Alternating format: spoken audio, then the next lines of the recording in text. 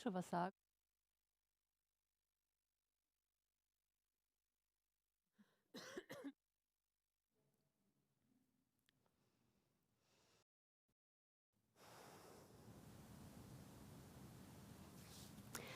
Good evening, everyone, and welcome to the third evening of our K Universale lecture series on the question of solidarity, concepts, controversies, perspectives. My name is Kerstin Schmidt. I'm professor of American Studies at the Catholic University of Eichstätt-Ingolstadt, and together with my colleague from sociology, Joost van Loon, I'm responsible for this series. The K Universale lecture series takes place every fall term, always with a different topic. It is usually directed at students from various disciplines and will bring them together. But it is also open to the public in an effort to reach out of the ivory tower and to connect. While most lectures will be in German, tonight's talk, along with 4 others during the term, will be in English, which is why my short introduction is in English as well. We started the lecture series 2 weeks ago with an official kick-off event with Professor Dr. Wolfgang Benz, longtime director of the Center for Research on Anti-Semitism at the Technical University Berlin. Professor Benz talked about solidarity, mostly the lack thereof, during the Reichskristallnacht on November 9th. Last week, our guest was Professor Dr. Klaus Dörre from the University of Jena. He talked about what he calls exclusive solidarity in the labor movement and in labor unions. Both talks are available on KU's YouTube channel. This is perhaps among the very few benefits that our virtual life under the dictate of the virus has in store. Tonight's talk is located at the intersection of Black solidarity, in particular the Black Lives Matter movement, and visual culture studies, here photography. We will be talking about the power of photographs, both material and virtual or viral, to impact, to challenge practices of solidarity. In short, the guiding question tonight is, what can images, especially protest images, do? After all, we live in a culture dominated by images. Images are epistemic. It is by and through them that we know our mediatized world. In a world so inundated by images, it is all the more important to understand the ways in which they work. Photographs, in particular, still enjoy a pronounced and deep-rooted allure of authenticity, a powerful allure of telling us that we can believe in the verity of a certain picture. And mind you, since the beginning of photography, people have meddled with photographs. One of the pioneers of documentary photography famously said, kind of a tongue-in-cheek statement, that while pictures may not lie, liars may photograph. However, if photographs are the prime medium of situating us in a visual world, of imagining that world, they allegedly are a powerful tool in shaping and affecting protest and protest movements, such as the Black Lives Matter movement. Since this topic is so acute and so political, allow me a very short and equally political introduction. Know their names: Jacob Blake, Eric Garner, Laquan McDonald, Walter Scott, Samuel DuBose, Freddie Gray, Alton Sterling, Philando Castile, Ahmaud Arbery, Breonna Taylor, George Floyd, Tamir Rice, Michael Brown, Trayvon Martin.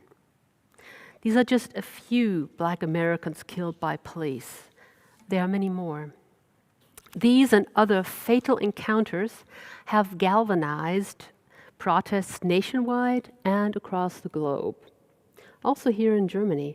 And while tonight's talk will focus on the US, I can't help but hope that it will also help us face racialized violence in our own society. Since we are in education and we train future teachers, it is all the more important to draw attention, to provide knowledge, to foster critical and dedicated discussion.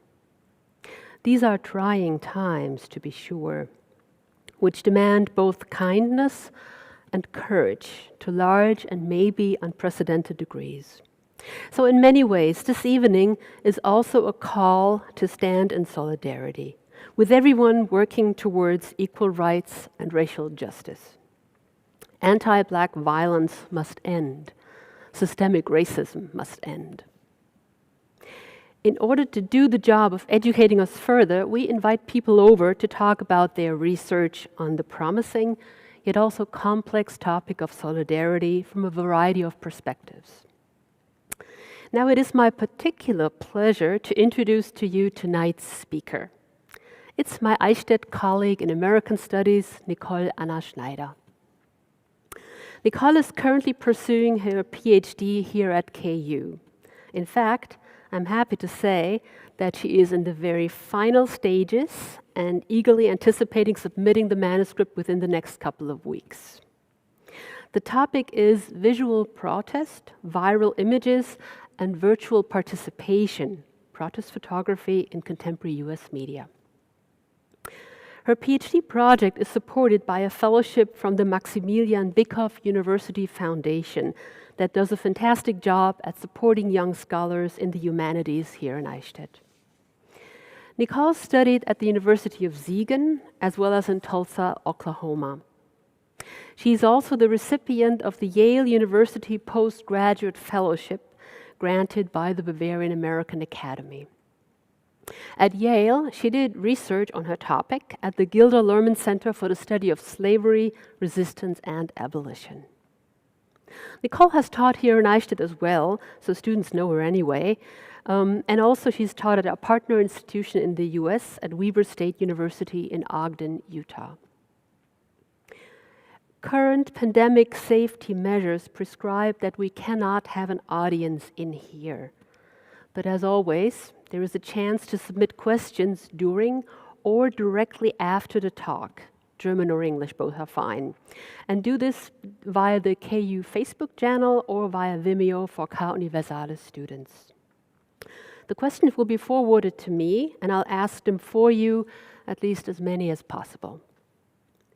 So Nicole's title tonight is Solidarity in Photography, Black Lives Matter and the Images of Protest. I'm looking forward to your talk, and I'll hand over to you, Nicole. Thank you very much for these kind introductory words. I have to admit I'm really humbled and I'm really happy to be here tonight, to be able to talk about my project in such a prestigious lecture series. My special thanks go out to the organizers of the lecture series, as well as to the Maximilian Bickow Stiftung for their generous support.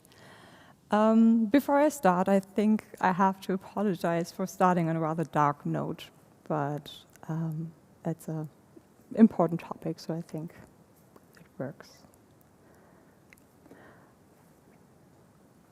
On May 25th, 2020, George Floyd died in Minneapolis when a police officer knelt on his neck for more than 8 minutes. 3 other officers were standing by, watching the scene. None of them interfered, despite Floyd's repeated pleas to be released. He was time and again stating that he could not breathe. He had been stopped because he was accused of having paid with a counterfeit $20 bill. On March 13, 2020, Breonna Taylor was shot at least 8 times when a narcotics division squad raided her home in Louisville, Kentucky. Her house was invaded at night, seemingly involving illegal force. A raid ostensibly executed without proper identification. This led to a violent altercation before Taylor and her boyfriend could even realize what was going on. The raid was arranged on a drug violation charge filed against someone else. And no drugs were found at Taylor's home. On August 9th, 2014, Michael Brown was fatally shot by a police officer in the St. Louis suburb of Ferguson. Supposedly, he was talking back to the police and refusing to step off the street and onto the sidewalk. On November 2nd, 2013, Renisha McBride was fatally shot by a homeowner in Detroit, shot when she sought help after a car accident. On February 26th, 2012, Trayvon Martin was shot in Sanford, Florida, shot by a vigilante who mistook the teenager walking home, carrying candy and iced tea, for a burglar. The watchman had been in contact with the police and had repeatedly been cautioned not to use any force and to stop following his suspect. Martin died approximately 65 meters away from his family's home. These events seemingly don't have anything to do with solidarity. They are even only remotely connected to photography. Still, I think they should not be left out of a lecture series on the question of solidarity. After all, they evoke various declarations of solidarity and constitute the tipping points leading to a renewed movement for Black lives that proclaims, quite pointedly, that Black lives matter.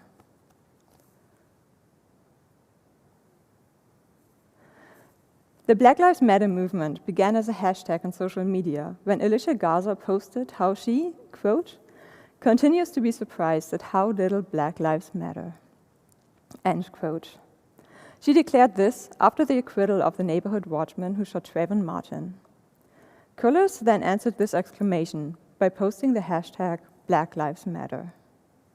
The movement has since set out to battle what they call systemic racial violence and demands the recognition of Black people's lives and their contributions to society. These scenes, described above, present a minor selection from a long list of incidents that gained national and international attention, and we've heard several other names before. Scenes in which Black people died in confrontations with law enforcement and self-proclaimed security guards. We don't exactly know what has happened in these scenes, what occurred before, during, or after these incidents took place. We don't know exactly which timeframes, locations ought to be considered in truly making sense of what has happened. Still, these incidents draw a clearer picture of what it means to be Black for so many in the United States of America. A picture that tells us of a deep-rooted fear of being singled out and thought a criminal, of having to explain where you are, where others think you don't belong, to be cautiously carrying, and I quote Baratunda Thurston, the invisible burden of other people's fears, end quote. Altogether, these are the ways Black people constantly consider others' estimates, which might result in inconveniences, violence, or even death. While my talk addresses the situation in the USA, I'm afraid that the conditions for those deemed other here are often no less troubling. The solidarity toward them is no less precarious. Though not directly connected, these events still call for solidarity. They ask for solidarity with those affected. That is, not only the victims of police violence, but also those living under conditions that have largely been defined as slow and social death. A solidarity then, not only with the victims, but also with those who stand up to protest, advocate, and work for social change. Those who envision a society that is built on, if you will, a form of universal solidarity. Over the past several years, such incidents have disclosed a pattern that was established long ago, yet still determines many Black American lives. They bespeak racialized practices and assumptions that pervade the systems of policing in the US, that underlie the nation's criminal justice system, disadvantaged neighborhoods, which are too often poor, Black, and urban, and inequality in educational systems. Assumptions, too, that pervade the systems of healthcare, housing, and safety. Maybe most centrally, they reflect on and simultaneously negate the common beliefs that what you do is solely your own responsibility, and that the United States have supposedly entered an era of colorblindness, in which neither the color of your skin nor the place of your origin should have any influence on your life's prospects. These events call for solidarity that is aware of its own positions and its entanglements. For me, as a white woman, my solidarity can only ever take place in tandem with the constant negotiation of my white gaze. My solidarity can only take place in tandem with my actions, the consideration of my actions. What I might do might cause further harm. So I'm trying to find ways to stand in solidarity. I'm sure we all have seen the photographs and footage of the protests of the Black Lives Matter movement, or rather have at least seen one or another picture of enraged communities and protests moving into the street. Images that show people who hold signs that say, Black Lives Matter, I can't breathe, or am I next? You might ask what all of these images have to do with solidarity. You might wonder what these frames do in relation to the movement for Black lives. How can they go beyond mere presentation and reporting? In short, what do images do, and how do they work in or for solidarity? In what follows, I will make a somewhat bold assumption. I argue that the photographs of protests are in themselves mediators for social change that negotiate solidarity and position us as spectators in relation to the scenes they depict. However, I believe that the term solidarity might be rather hard to address in these contexts. So I want to focus on what I want to focus on now is less the question of solidarity as such, but that of relationships and connections, frames and webs that might eventually lead us back to the question or the questions of solidarity.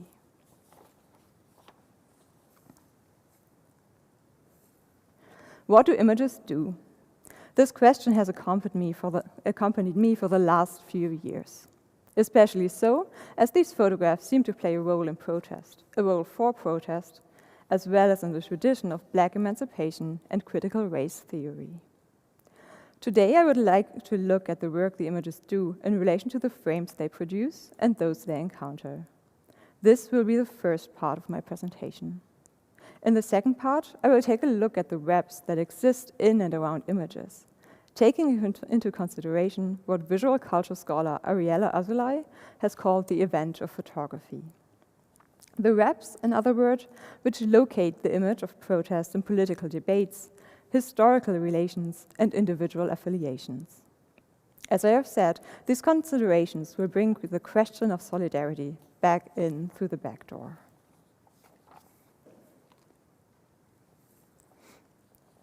Interestingly, many of the images and image collections claim to frame the events as they are, here presenting the protest as they supposedly took place.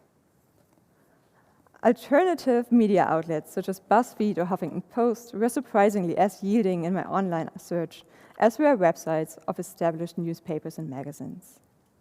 Something astonished me, however.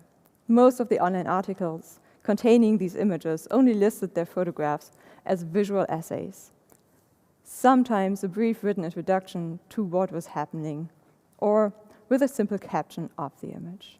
Neither was necessarily directly related to the scene presented in the corresponding photograph. The captions were sometimes even reduced to the bare minimum of necessary credit.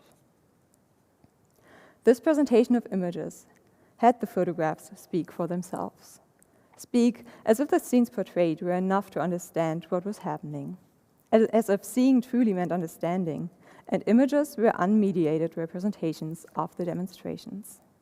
As if a hashtag like Ferguson gave enough context to recognize the civic entanglements and of a racialized society. Long lists of curated images frame the protests for Black lives. They are guiding our focus and present us with a scene that has ostensibly taken place like this in front of the camera's lenses. So for instance, the message on the banner of the St. Louis Post-Dispatch, which you can see here, introduces the photo series that shows the protest with the caption, Ferguson in pictures. This caption proclaims it is all here, collected and curated, consumed as news. At the same time, however, the press photographs follow a certain aesthetic and make the scenes more spectacular and more exciting. This becomes clear from the caption subheading, Ferguson in pictures, the most gripping images taken in the wake of Michael Brown's shooting. Images frame the scenes in spectacular ways. Photographs aestheticized the things happening. We are presented with the most gripping, most fascinating, and most spectacular images that claim to show what protests look like, what is happening in the streets.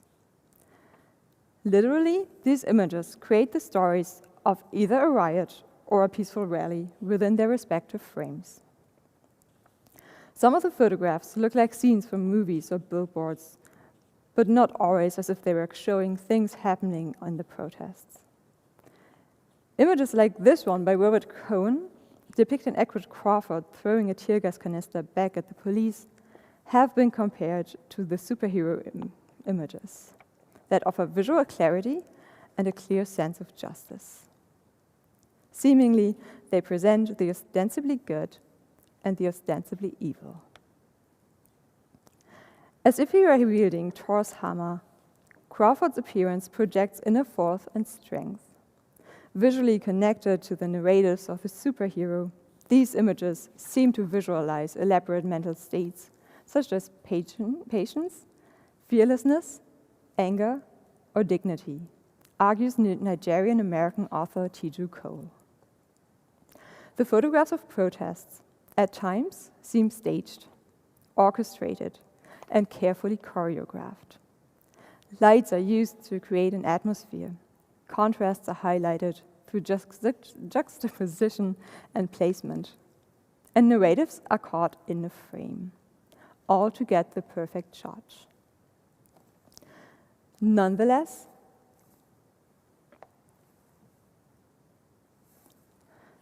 somehow we trust that what we see is what took place. This notion seems underlined if we consider that this very photo series, from which this picture came, has won the Pulitzer Prize for Breaking News Photography in 2015. As the jury stated, the newspaper's team was honored for their, quote, stunning photojournalism that served the community while informing the country, end quote. It is both their stunning appearance and their community service that is acknowledged, both their local involvement and their national outreach. So there seems to be something more coming from these images, something that goes beyond the mere representation of the scene, that goes beyond the questions of aesthetics, towards an acknowledgement of communities and their struggles. Some power of force we can trust and marshal for our solidarity.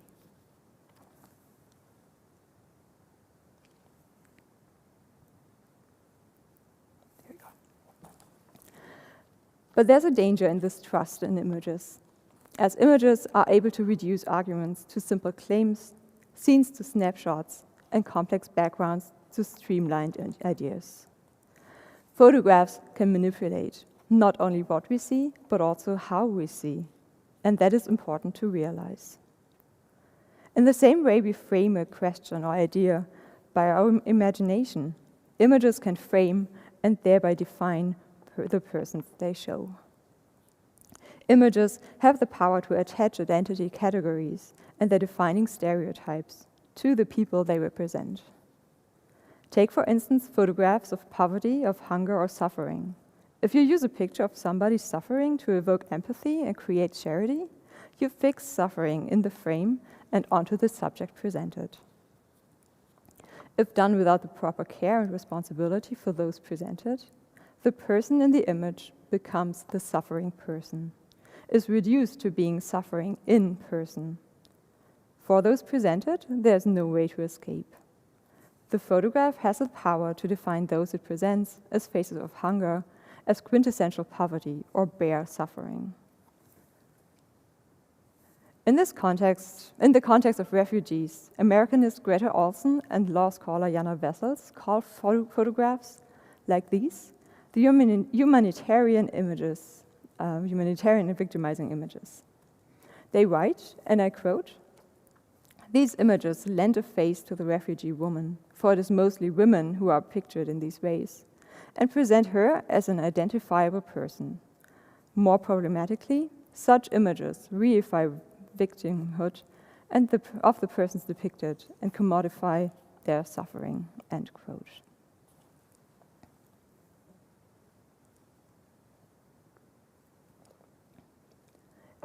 In this turn, she speaks of aesthetically arresting images that are effectively evocative. These are seemingly the same properties that were ascribed to the Pulitzer Prize-winning photographs: the stunning appearance and some kind of community service. At this point, a third factor comes in that renders such images problematical. Something is done on the backs of those presented. They are taken as vehicles for social and political change, or become faces for fundraising campaigns. They are reduced and commodified, turned into an object in order to create feelings of sympathy and outrage. Olsen uses the 2015 image of Aylan Kurdi as an example, the iconic photo of that boy's dead body washed up on the Turkish shore of the Mediterranean Sea. Similar things, however, happen with other iconic images.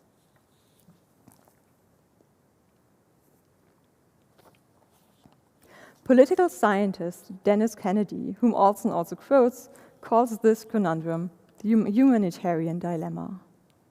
While the images are produced and used to help, they do harm to those they represent. Quote, "The risk is that these images discard that which is most human about the victim: autonomy, dignity, and individual specificity.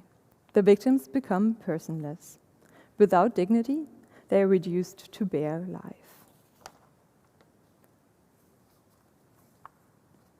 In and through the image, they are reduced, that is, to an existence that cannot go beyond the factors presented, that seems to be nothing more than the suffering. While for many of us, this might seem just like a semi-adhesive label, removable at any time, it certainly is not for those who are already suffering from hunger, from poverty, or discrimination. If individuals are reduced to the one thing that already fundamentally determines their life, they are deprived of agency and dignity, as well as any additional identity categories they also embody. Thus, I would like to add a third point to the list of attributes of successful photography: appearance, service, and responsibility. Responsibility for those you present, especially considering the power that images hold.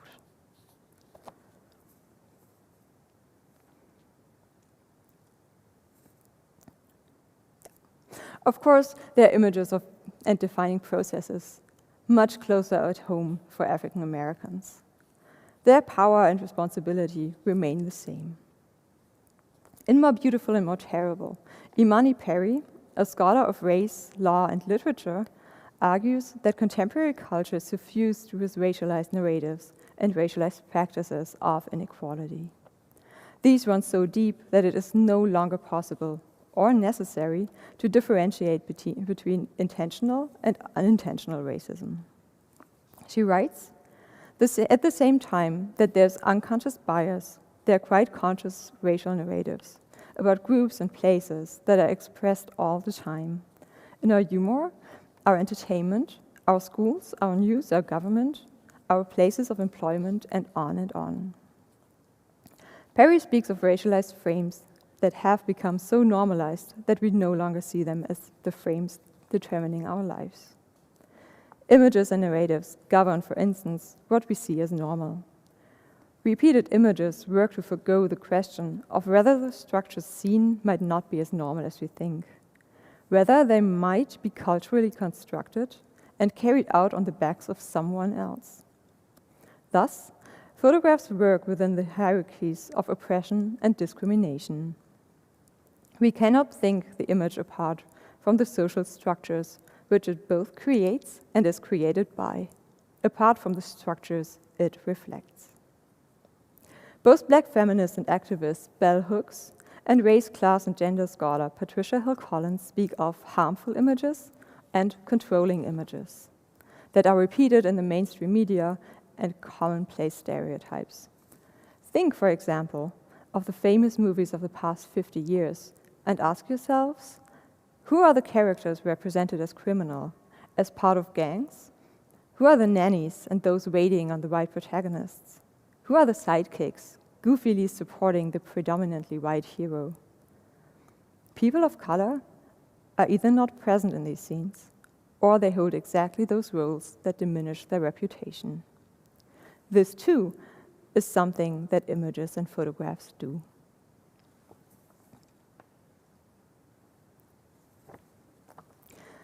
If we look at this photograph of Ferguson on August 17, 2014, taken by Charlie Weedle, for example, we see a man looking into the camera. Unless we try hard to unsee the attributes we subconsciously add, our right mainstream point of view, we connect him to one of the worlds we were presented with in stories and images and films. Why should he not be a successful CEO or influential professor? We really don't know. Most of all, why should it really matter? Why do we show sympathy for someone we have not once met? Somebody we know nothing about? A person we do not know? Or why do we refuse it? The answer might lie, to some extent, in these controlling images that determine how we see the other.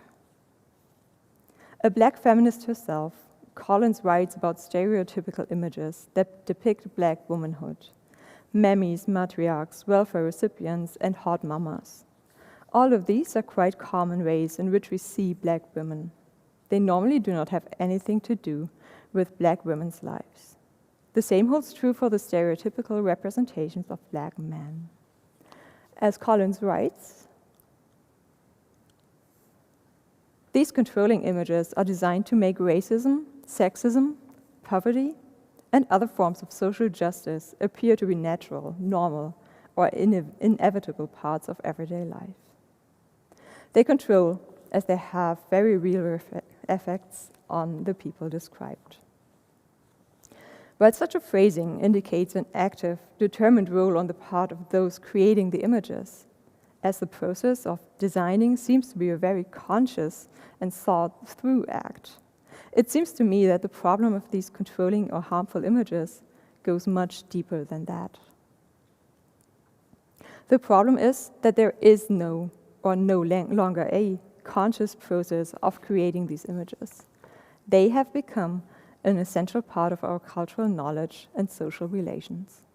This is exactly the frame that Perry sees, which has been normalized. Injustice and oppression, as well as discrimination, have been rendered normal through the repeated uses of images, stereotypes, and racist narrations. While conscious and determined racism is a big and growing problem, this hidden, well-meant, seemingly unoffensive representation, silently spelling out the words, "But this is not racism," remains an overlooked issue. In fact, this too is racism, with grievous consequences for those affected.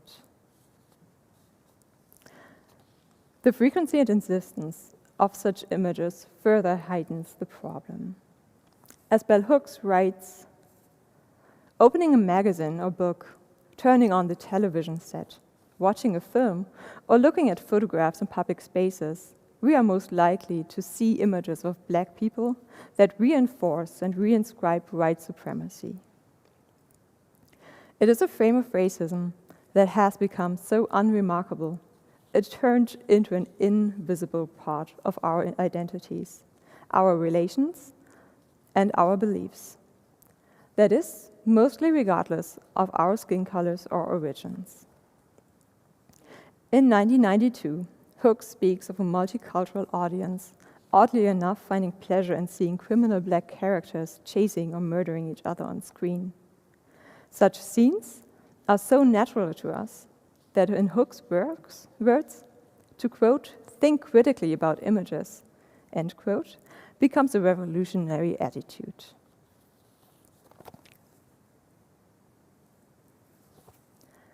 This specific photograph, published after the death of Mike Brown in 2014 refuses to become a controlling image. Charlie Wiedel's image of a man with a stylized police cap does neither reduce the person presented to an object of empathy, nor present him according to the stereotypes and ostensible definitions of Black lives. Rather, it plays with the very notion of such controlling images and asks the spectator to reconsider their assumptions and positions. With a smirking smile, his tipped hat, and direct, confident stare into the camera, the man refuses to be defined. That the shield of his head is inscribed with the word murderer adds to this refusal. The depiction deflates the distinct roles of criminal and police. It questions the complete opposition of the ostensibly good fighting the ostensibly bad, allowing for shades of gray in between. In a sense, it does the opposite of the superhero photographs described before. Refusing clarity, it unsettles existing presumptions and definitions.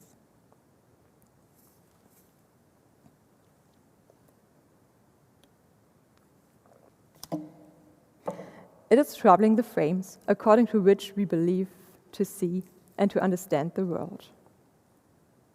For one, the inscription on this hat directly connects the police with the aggressor. On another level, it candidly labels what has happened to Michael Brown as murder. The visual connection between the cap and the word asks its audience to change perspectives. Additionally, the man seems to satirically label himself as criminal, a designation that is ostensibly already inscribed in the color of his skin. This allows for another reading of the photograph. The word on the cap points towards the system of racialized criminalization, which Michelle Alexander analyzes in the book The New Jim Crow. The criminalization of Black lives is one of the bigger predicaments which the Black Lives Matter movement fights against. It is directly connected to the post-intentional racism and the controlling images discussed before. Thus, this photograph demands critical consideration of the mindset underlying contemporary societies. The visual sign of the hat presents its meaning and allows for alternative readings. The word's significance has changed through the shift in context. Here, it addresses so much more than Brown's death, and yet directly refers to this event and the structures operating in the background.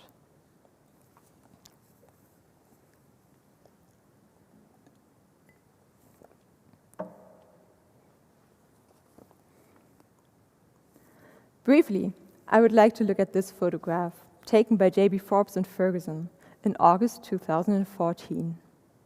It shows a woman in protest. She is standing in an intersection, holding her sign and her sunglasses. With the other hand, she points to the row of heavily militarized law enforcement officers in the background. If you look closely, and maybe you don't even have to look that closely, there's even a tank or an armored vehicle in the back. While there's a lot to say about this picture, I would like to draw your attention to the bag this woman is wearing around her waist, the embroidered corporate logo, and the signpost almost hidden in the upper left corner of the image. So you have the bag with the logo here, and then you have the signpost, just barely visible and on the side. By showing the logo in different ways, the image presents a criticism of racialized hierarchies and arrangements, of opportunity structures, and the racialized frames of working environments. Throughout my research, I repeatedly found that those employed in the service sector in the US are to a large extent Black and brown. The repetition of the mammies and helps and those images seemingly becomes a justification for oppression and a steep social hierarchy. Hierarchies that go much deeper than the stereotypes themselves, affecting life chances, opportunities, and employment. The Blackness of the low-paid service sector in the US has been normalized. Low wages, precarity, and Black identities have become a normed mental connection through the oft-repeated images and stories. So much that most likely a majority of the customers of these services have hard time seeing who is serving them, washing their dishes, or cleaning their offices. And to be honest, I think the same goes here as well. Interestingly, within this photograph's frame, the line of guards is shielding the woman from the fast food franchise's branch in the background. If we take the race back to be part of a work uniform, they are blocking her from her work. This connection seems to ask why it is okay to be served and serviced by certain people who often need to work double shifts or multiple jobs just to get by. But it is unbearable to see those same people demonstrating for recognition and a better life. Ironically, the photo adds a plastic water bottle to this connection of precarious work and sustenance. It is standing in the middle of that very same intersection. If you look closely, you have a little water bottle standing here right behind her on the way.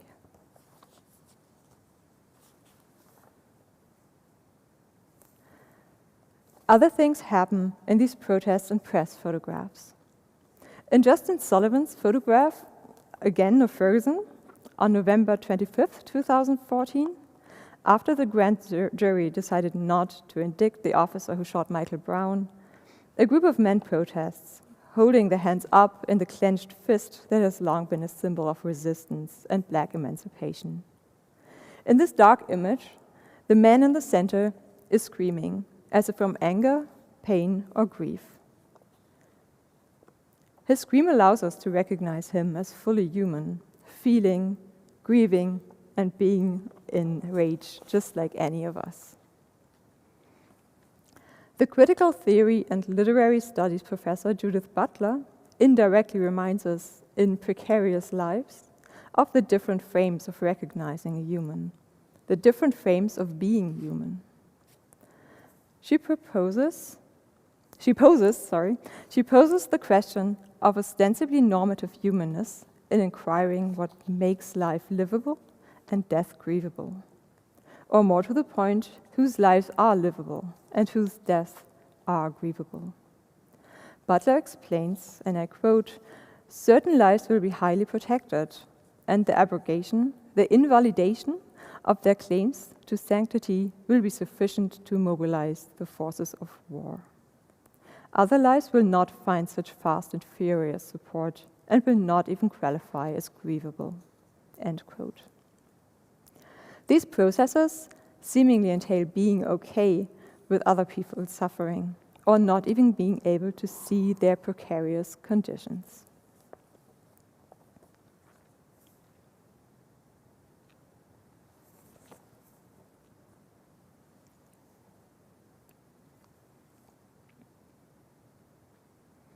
How often do we feel solidarity with some and not with others? How often does that have to do not with their behavior or belonging, but with our own preconceived images and attitudes towards them? For how long does our solidarity last? The scream in this image, whether seen as reflection of outrage or grief, is contagious. It invites the onlooker to feel with the person who has lost connection. It reserves the need to recognize that this anger might well be about the possibility of losing his own life in a system that shows such casual disregard to the lives of most Black people. How, then, are these frames connected to human lives? For too long, as Jamaican philosopher Sylvia Wynter has noted, these frames have been connected to the Western ideals of man. That is, normatively white and male. Homo economicus and Homo politicus, the images of the working, self-sufficient human, and the one who becomes human in engaging politically with other people, are old European ideals. So, Wynter pointedly asks why they should define every human life on Earth, and which natural and climate catastrophes that would or will imply. For Wynter, being human is a praxis that allows to be carried out in infinite numbers of ways. Each practice of being human has its own valuable narrations and stories that validate the practice as narratively human. This frame of being human, in this frame of being human, solidarity requires attending to the different forms and stories without denouncing them as wrong, strange, or impossible, just because we do not understand them, or just because we are too guided by the images that we have internalized. So much for the frames in and around photographs. For now, I would like to turn to some reps that are related to photography and protest. Why are we able to discern these frames within the image? Following Ariella Azoulay, I see photography not defined as the fixing of a moment through the camera. Rather, it is a network of actors and involvements, which are all related to the image. Azoulay calls this the event of photography. Photography is a continuous event, and the scene in the image merely one of its fractions. The event of photography, as the web connecting images and actors, exists in the constant redefinition and negotiation of relationships in and of the image. As opposed to the photographed event, the event of photography does not end with the image.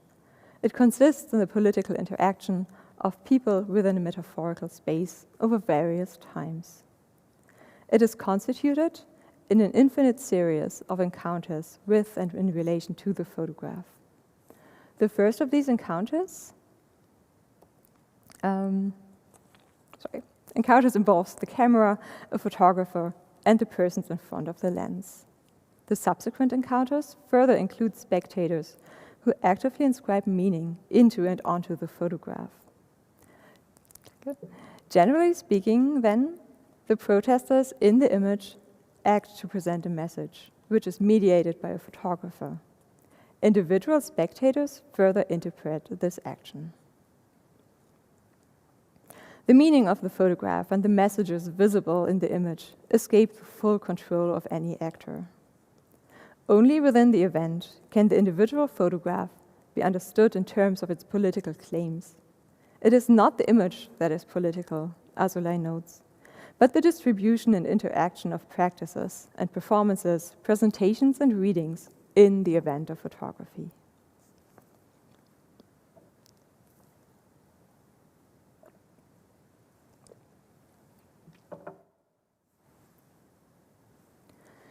If we take, for instance, this image by Kina Betancourt, taken during a protest march in response to Eric Garner's death, we can imagine that the protest is a part of the event represented in the image. That in order to make sense of the scene, the events and circumstances leading to the protest are as important as each of the following: the protester, the camera, and/or the photographer.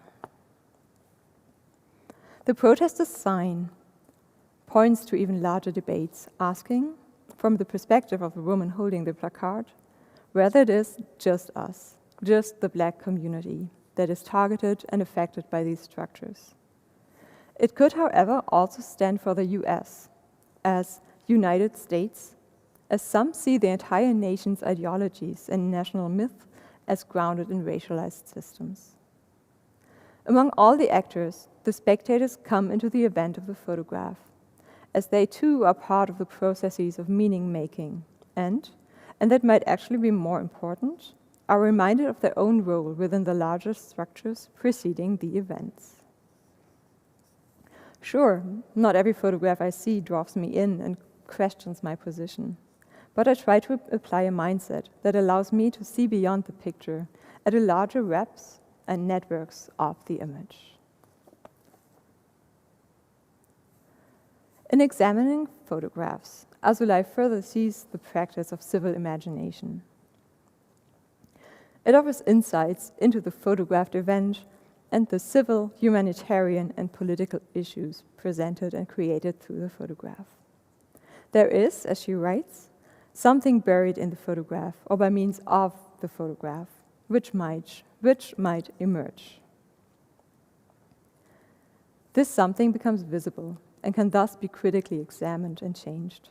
Such civil imagination allows for seeing power relations reflected within the images, conflicts in which the photographs originated, and questions of representation, recognition, and visibility. From this ontological and political understanding of photography follows our own involvement in what we see. It is our civil imagination that is called upon to recognize the other as human, a sentient person just as we are, who uses the camera and the photograph to address those beyond the momentary situation. This image by Elizabeth Shafirov, for example, invites such civil imagination in order to read the protesters' actions in its political civil background. Taken on December 5th, 2014, and so long before the COVID pandemic, it shows a single protester in front of a blurry background.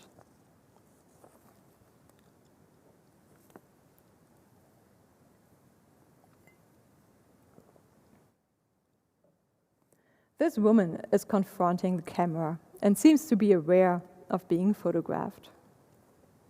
The breathing mask she is wearing bears the question, "Can you breathe?"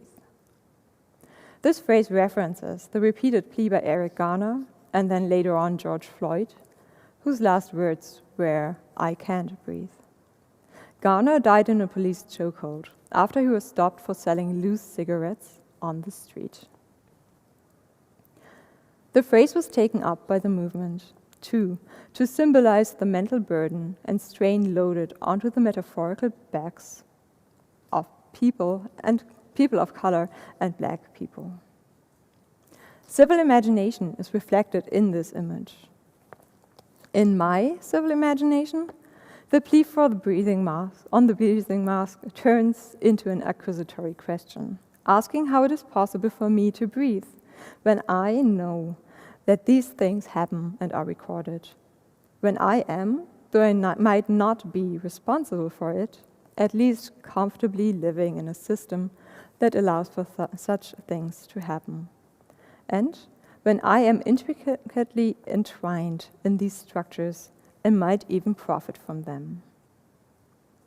The protest action and the image place me within the political arena of protests, the web of relations that connects back to the events happening in New York. They ask me to engage critically with what I see and to critically consider my position within these conflicts.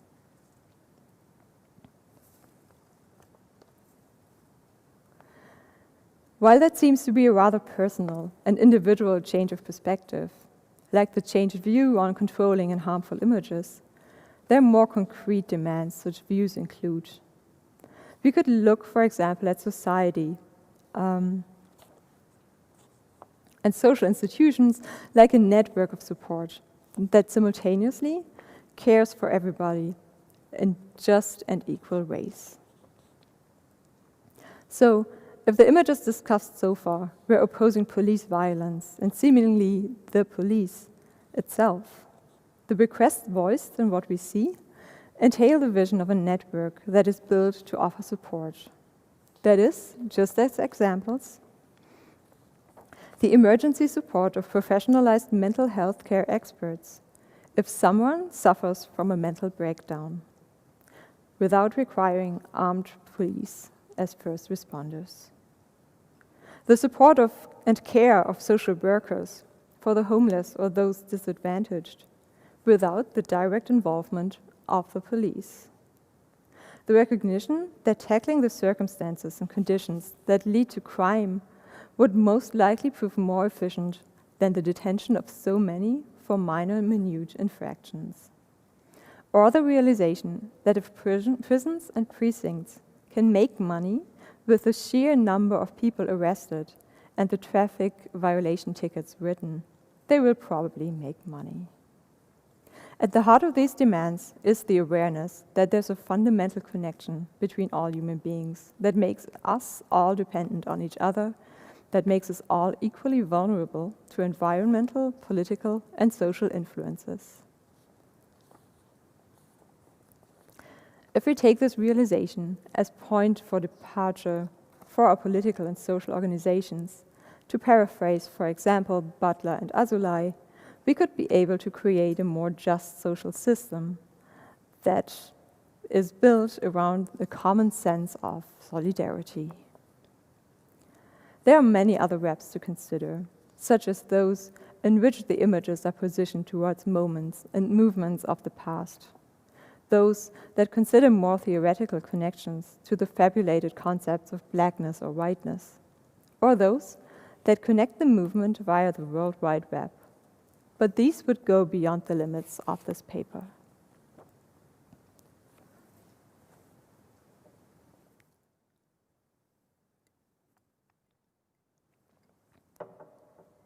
Thinking about these frames and networks, I will end my presentation here today with two symbols from a recent podcast episode. In the first installment of the podcast Activists New York City, photographer Cindy Trin talks to the founders of an organization called Across Frontlines. Kalayan Mendoza and Adam Cross see themselves and their work as support for activists and organizers across different struggles for social justice. They offer trainings and courses for coordinators and activists to improve their work. When asked about how they met and why they have decided to join forces, Mendoza recalls the first time he had seen Cross at a march commemorating the 50th anniversary of the famous civil rights marches in Selma, Alabama. Seeing his actions, he realized they were thinking alike about their role in protest. Mendoza himself was carrying a backpack filled with water bottles. Cross carried umbrellas, trying to shield those protesting from the blazing sunshine. In this, both recognized a shared understanding of their position as non-Black supporters of the struggle for civil rights.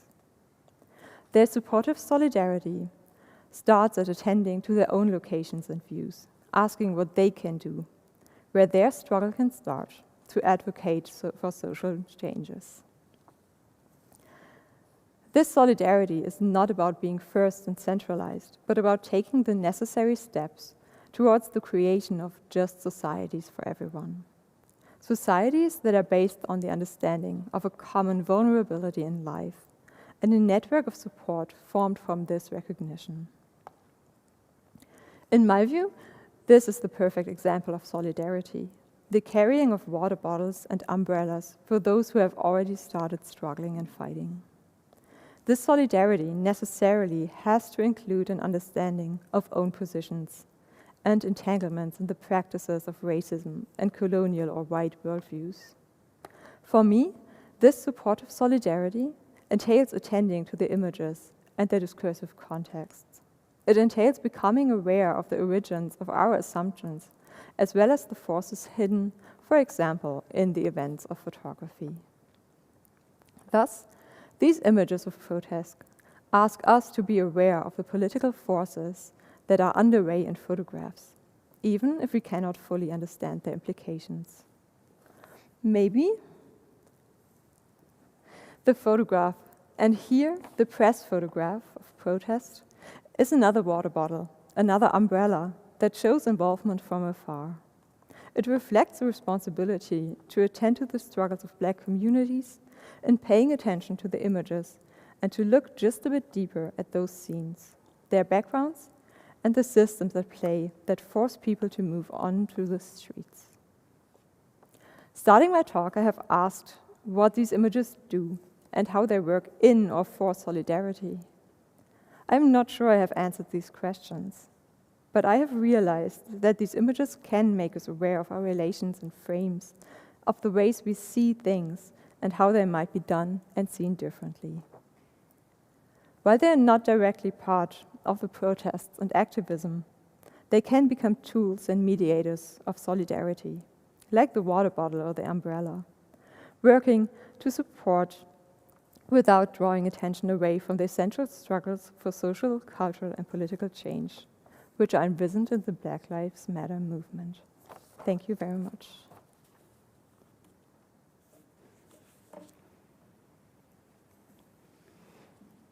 Thank you so much. You covered so much ground that it is hard to come up with respective questions. You talked about the limits of photographs. You talked about what photographs do to us, and less so about what we do with them. You also talked about the subversion, or the power of subversion that photographs had, about stereotypes, about how much all this huge realm of culture is actually rooted in a deep white supremacist ideology. There are tons of questions, and I try to group them as we go along. The first question is very broad. Take a liberty at replying whichever way you seem fit. It asks about the social movement and social solidarity, and what actually these images can do to affect solidarity in a more broader range. And the question has a second part, and the second part is your opinion on the Black Lives Matter movement today. You talked a lot about Ferguson, but maybe you could connect to the contemporary scene. Thank you very much. Those are very interesting questions and very, very large questions. So what exactly images do or can do to us to make us feel solidarity? I don't really know. I had the problem thinking about. I started thinking about what I wanted to talk about in this talk, and so I thought, well, there's solidarity everywhere, and then I realized there is, but there's not quite solidarity. It's something else that's going on, which leads us back then to this bigger idea of solidarity. What I think what is very important in relation to solidarity in photographs is to be aware of those constructed images, and that photographs themselves are just constructed images. So you have to have a certain idea of how images are created and how they themselves are embedded in these wider fields. Also, I think, and that's what those pictures I showed do, and most of the pictures I'm looking at do, is this idea of unsettling things and showing you exactly that this is not really a fixed idea, but that you can see differently and that you can change your perspective on things. I don't know if that really answers the question, but that my take on it.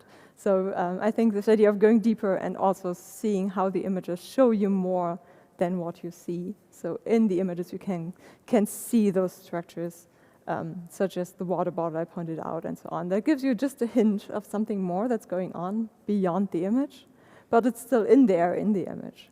So I think that's something photographs can do. As for the current movements, I have to admit I stopped looking at 4 new photographs because I'm finishing up my project. What I noticed is that at least for a time in between, so before the George Floyd event, there were more videos coming on instead of photographs, so there was the shift between those two. And I think it shifted back to photographs right now again, which is quite interesting. Yes, I think it's an important movement, so in terms of that. Thank you so much. Certainly huge questions, and I have lots of more huge questions. Another one, solidarity is defined quite differently in economics, law, politics, ethics, etc. So a student would like to know, in the positive sense of solidarity, it is actually a matter of one bearing the burden of the other. In your opinion, is there any guidance on solidarity? How do you direct it? Okay.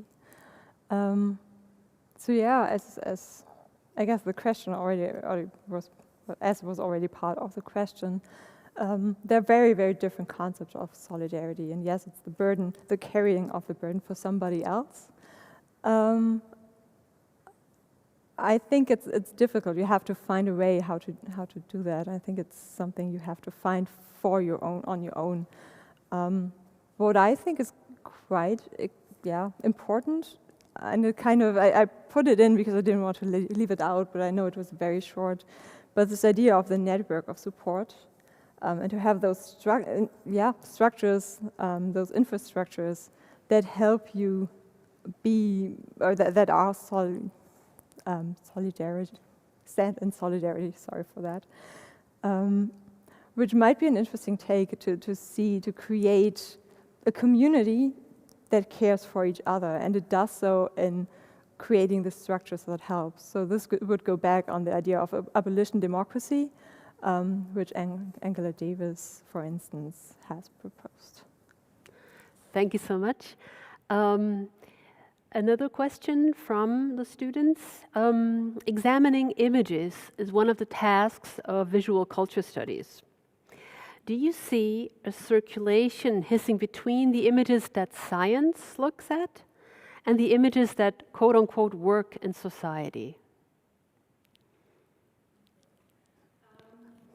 I'm not so sure what is meant with the idea of images that science looks at. So would that be me, for instance, as a researcher, or would that be like medical images and so on, which you also have to consider as images, and I think they're also quite important in relation to all of these frames and webs. So yeah, if I think so, if I take it from my perspective as a researcher, I'm going back into these images and see what society sees. I try to look at the things that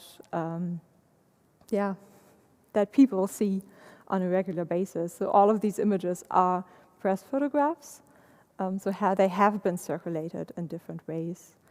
And so I'm trying to go back in there and see what else is in these images.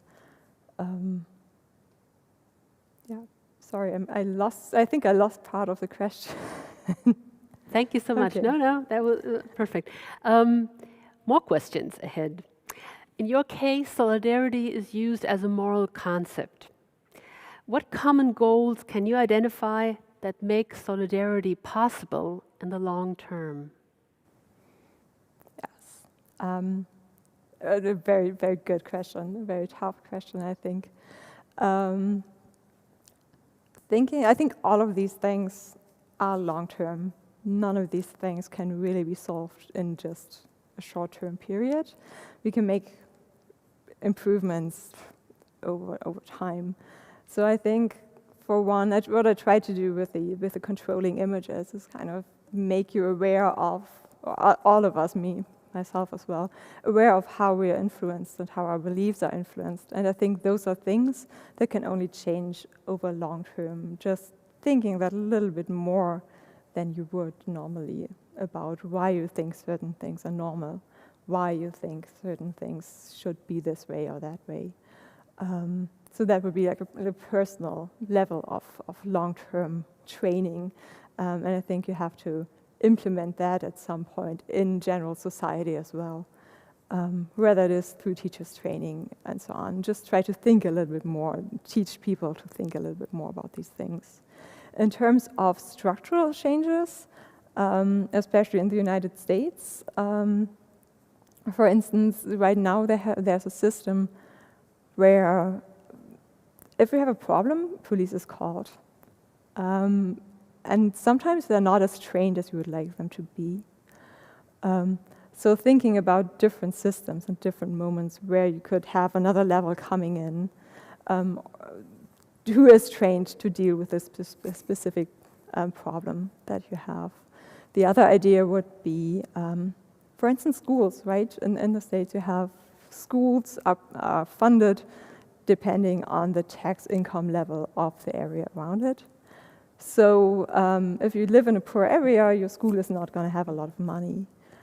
And changing those little systems, it's a long-term thing, but it would still be something very worth doing, I think. And I think if we think a little longer, we could think about things happening here as well, where you could implement this solidarity more in everyday lives and structures. Thank you so much. There's another question that basically takes it from here. It said, you have shown us press images, right? Images that are very clear in their emotional, in the way they emotionally attach us or attack us or are received by us. Can you think of a different kind of images that are less directed at a large audience, less directed at immediate impact, but more quote-unquote academic or abstract? And could you talk a little bit more about this academic detour? Academic detour, okay. Yes. There are different photo series and different photographic artists also who did photographs of the protests. So one, for instance, the photographer I mentioned in the end, Cindy Trin, she has a photo blog on New York protests, liberal New York protests, I think is her definition of what she photographs.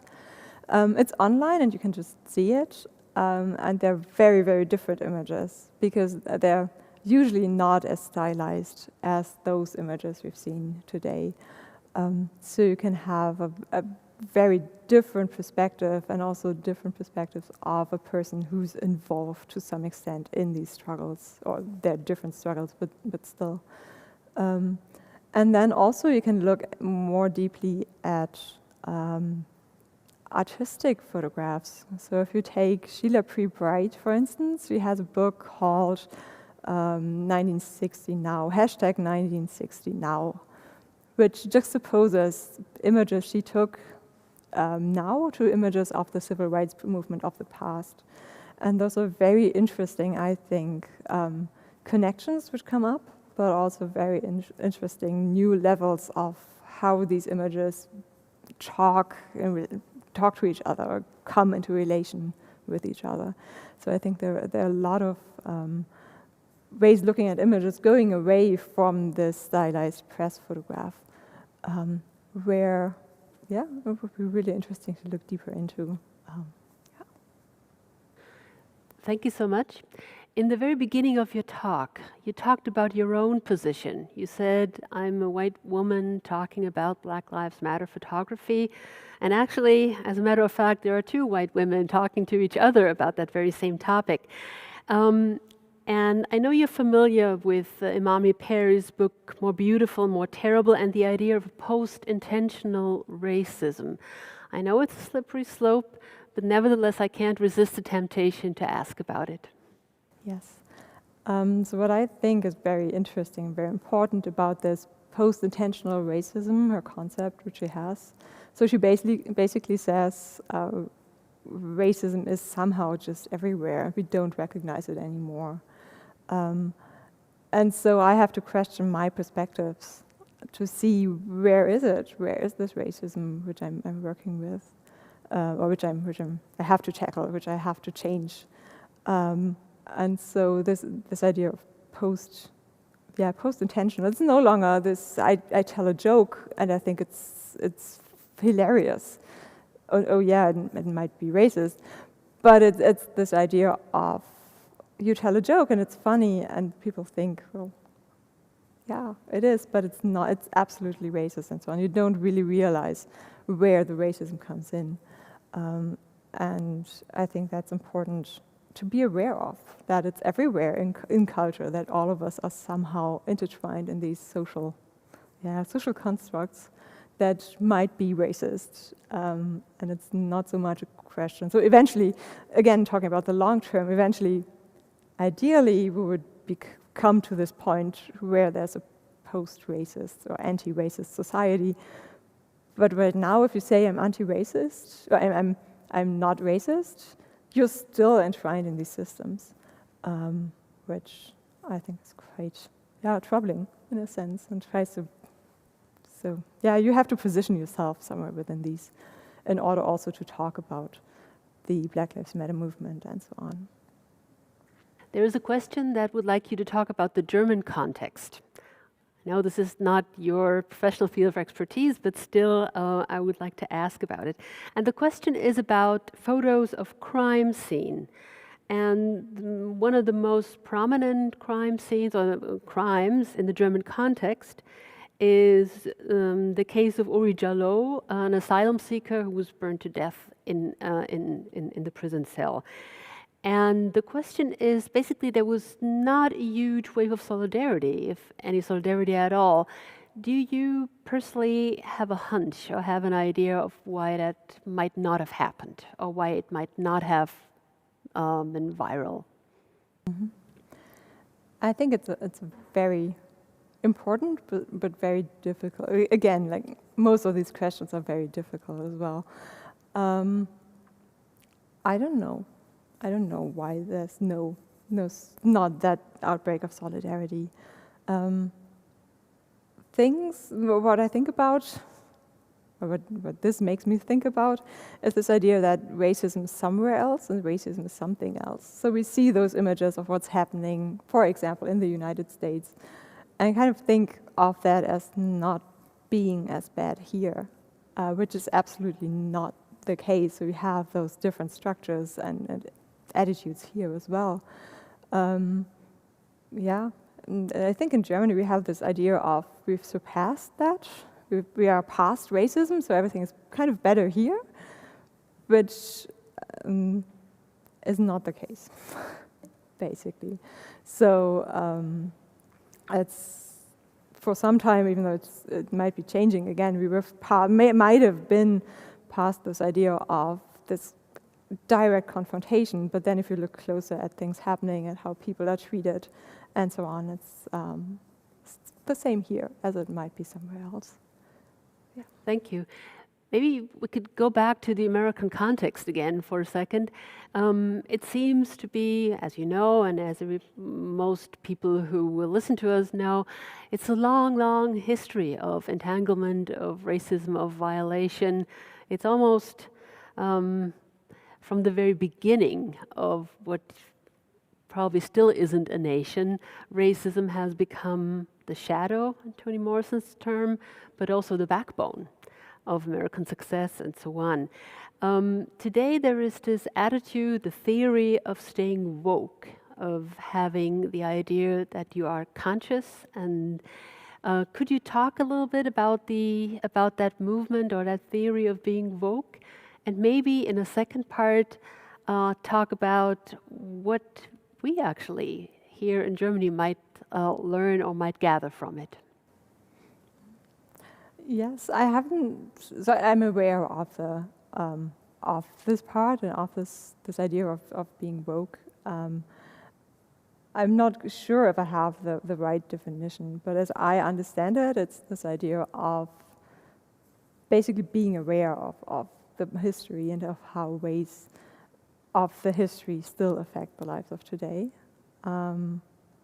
So yeah, and in the States, of course, we have this very long history, starting with slavery or even before, and the Jim Crow segregation you have, and where you had like blacks couldn't ride in the same train wagon as others could, as whites could, and so on. And all of these things still, to some extent, affect your life today in the United States. And being woke, as I understand it, would be the being aware of how that still influences, and so on. So yeah.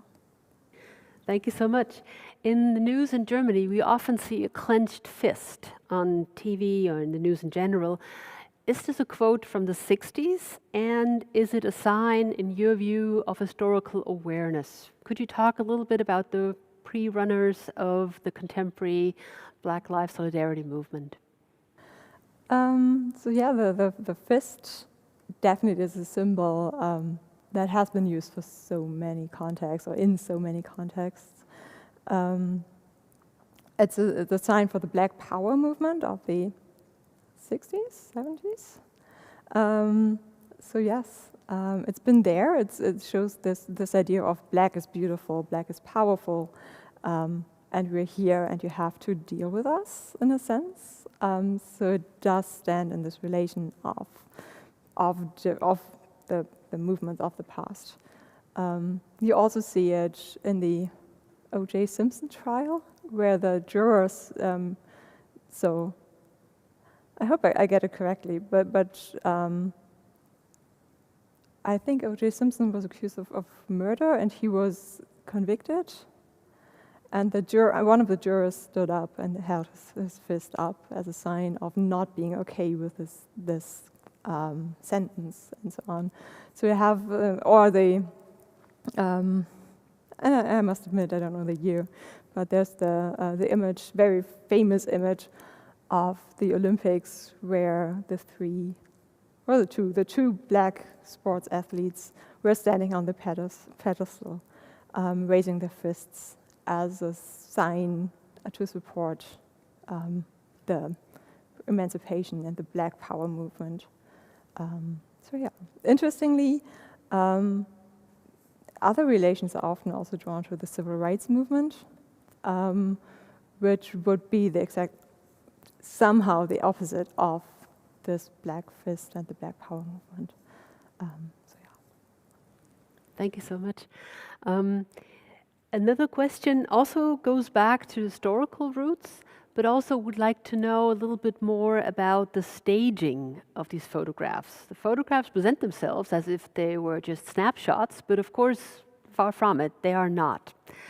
There are other arts of staging events, the theater and so on.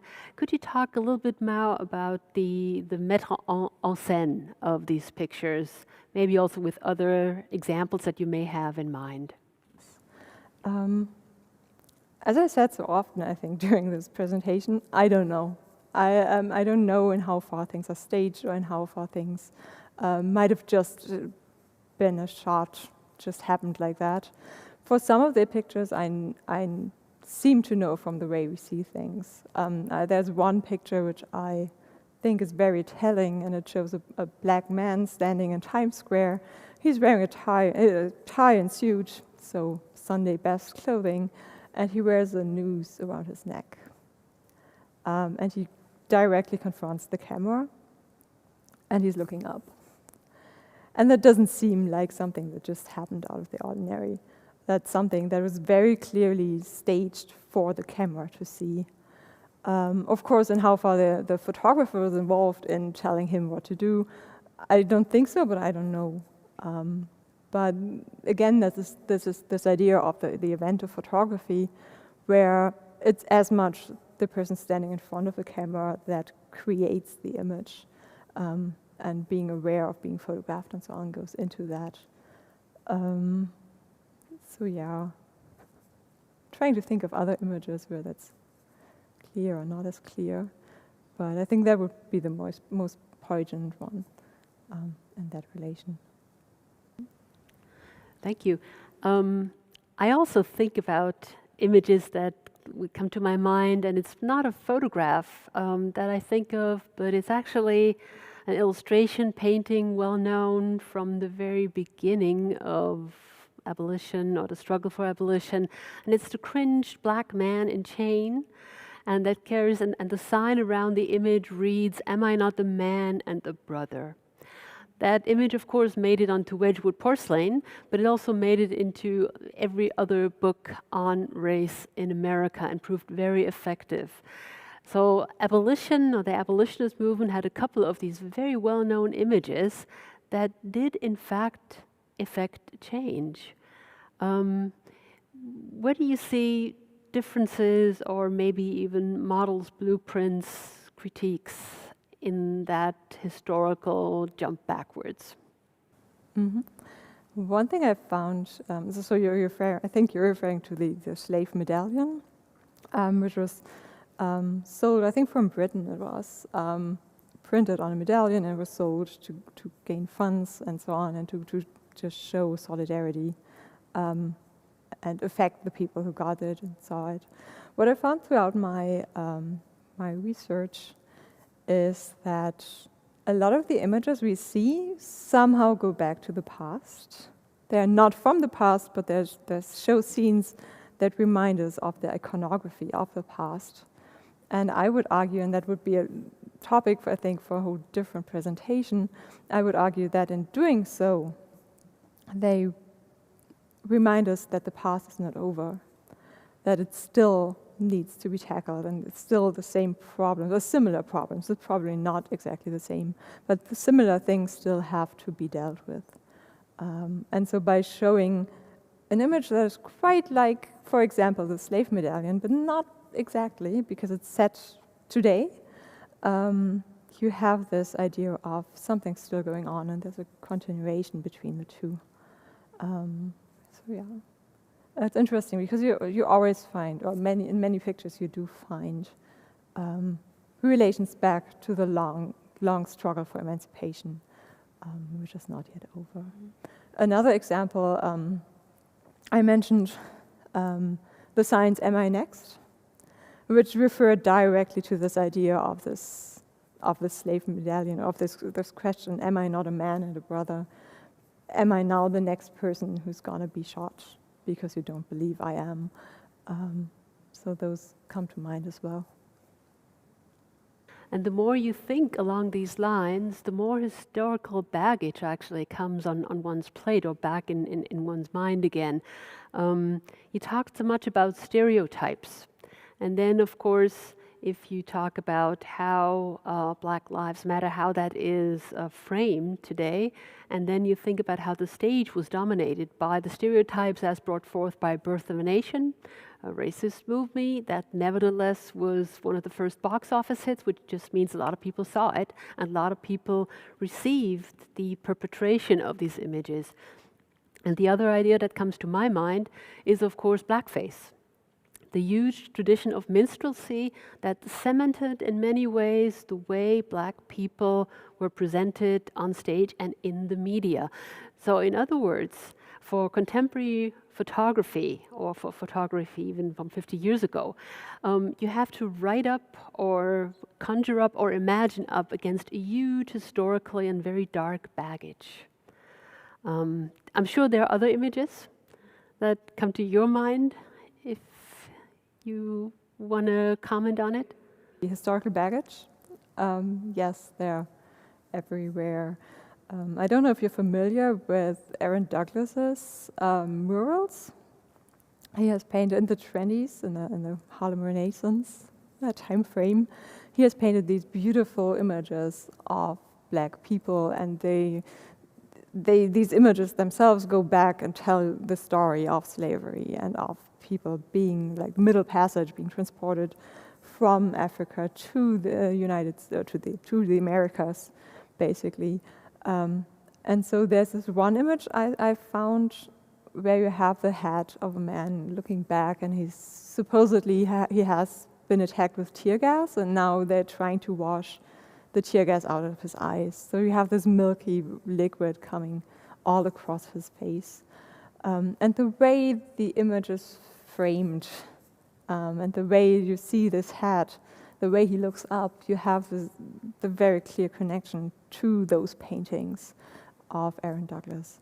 And then having that, it positions the image again within this whole long narration of what has happened in the past, and so on. Yeah. From your last reply, it is once again so clear to me that there is no such thing as objective images. There is no such thing as a snapshot that is naive, that doesn't have a second meaning, that isn't actually somehow implicated in a huge structural basis, and that basis often is, at least for United States, racism. And when we talk about solidarity, we also should talk about the practices that make for solidarity. And one of the biggest or most effective practices is that of taking pictures, presenting pictures, disseminating pictures. And this is the way that we actually know the world. And this is also the way or the background against which we decide to take action, or we may not. So you took us on a tour into a very, very powerful medium, a highly disseminated medium that even quadruples or more than that in that huge realm called the viral or the online worlds.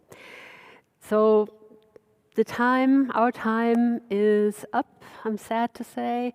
Thank you so much. Thank you, audience, wherever you are. And please come back next week, where my colleague at Ingolstadt campus, Jörg Altheimer, will talk about economics and solidarity. So a huge topic. But most of all, I'd like to thank you, Nicole, and I wish you all a very good evening. Goodbye.